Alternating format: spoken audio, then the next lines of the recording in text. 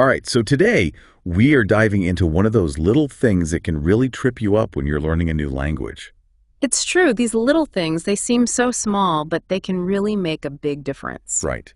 And today we're talking about the personal A in Spanish. And if you're using Pronunciator to learn Spanish, you've definitely come across this. Oh, you better believe it. It's one of those things you don't even realize is a thing in English, and then bam, Spanish throws it at you. Exactly, and that's what our material today is all about. Like, you're going through your Pronunciator lessons, everything's making sense, and then there's this A just hanging out in the sentence. And you're like, what is that? Where'd that come from? Exactly. So let's break it down. We're calling it the personal A, and it's all about this idea of direct objects.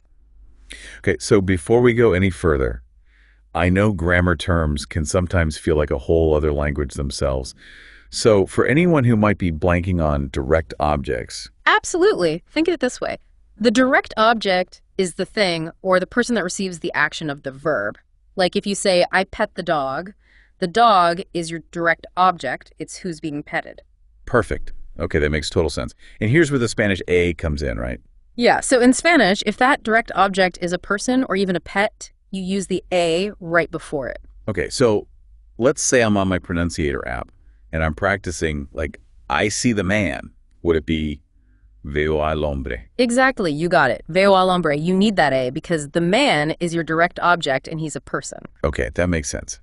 But then if I said I see the car, I wouldn't need the A, right? Because a car isn't a person. You got it. You're getting it. It's veo el carro, no A needed for the car. Wow, okay. So it seems pretty straightforward when you break it down like that, but I can see how it would be one of those things that just trips you up, especially because in English, we don't do this at all. That's exactly it. Our brains aren't looking for it, so it can be really hard to remember to add it in when we're speaking or writing in Spanish.